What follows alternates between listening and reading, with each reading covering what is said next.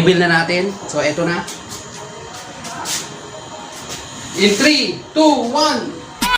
Good day sa inyo mga kabiker, purihin ng Panginoon. Meron akong ipapakita sa inyo na isang motor. Na ito yung klase ng motor na mahirap hanapin. At the same time, maraming naghahangad nito na magkaroon. So, reveal na natin. So, eto na.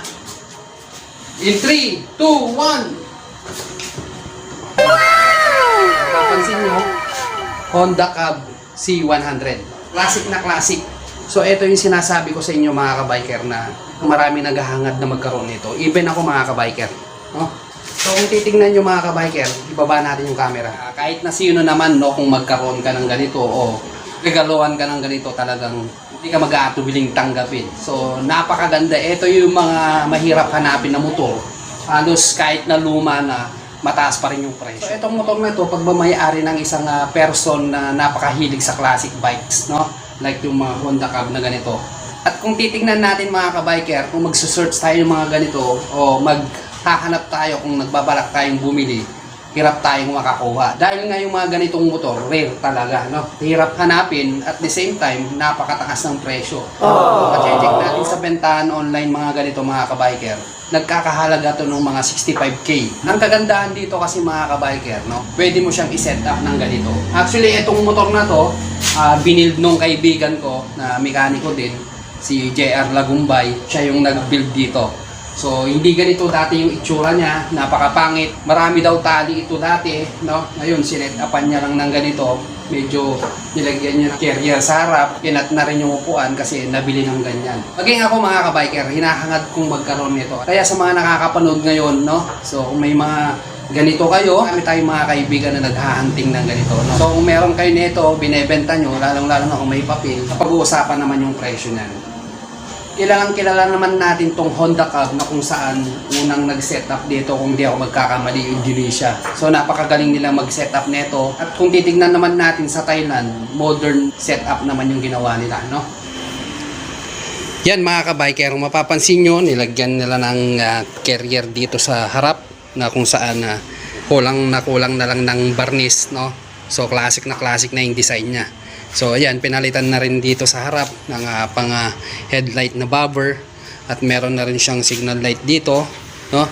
So kinapitan na rin ng speedometer na merong gear shift indicator. Ayan, yung susi hindi pa naayos kasi nga ihanapan pa ng mas magandang pwesto, no? Ayan.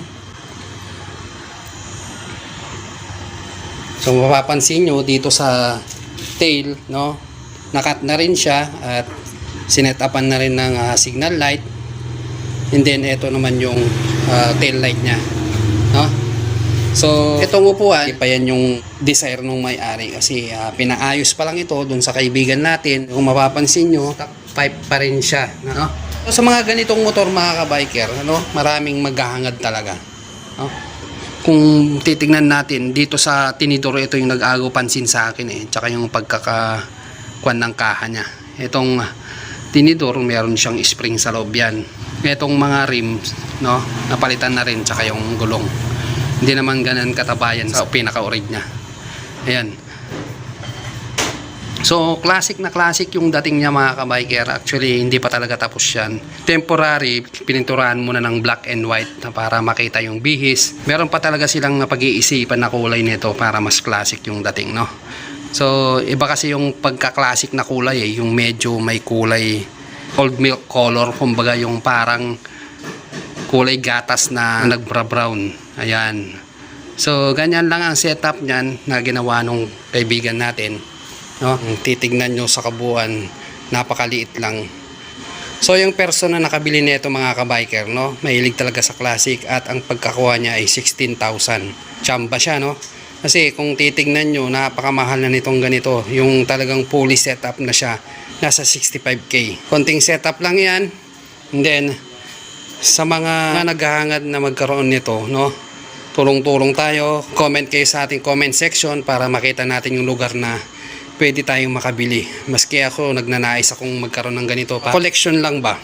dito lang sa bahay. Kumbaga meron tayong naka-display na isang ganito, no? Sarap sa feeling na meron kang isang piece na napaka old at napaka precious kung titignan, no? So yan, syempre para masatisfied tayo, hindi lang natin na ipinakita, kailangan natin marinig yung sound check na. So, paandarin natin.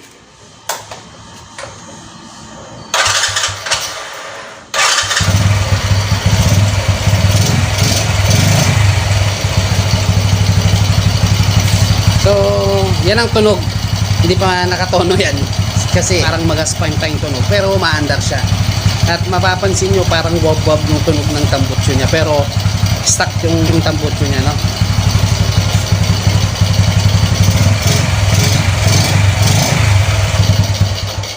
So, ayos pa siya, no?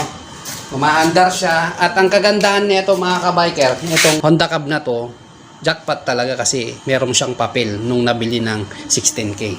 So kung meron kayong mga na-stock mga kabiker sa lugar nyo, no, pwede kayong mag-comment sa ating comment section para kung sakaling merong maghanap o magustuhan ko, ako na mismo yung kukuha. Sa running condition siya, meron siyang papel, syempre.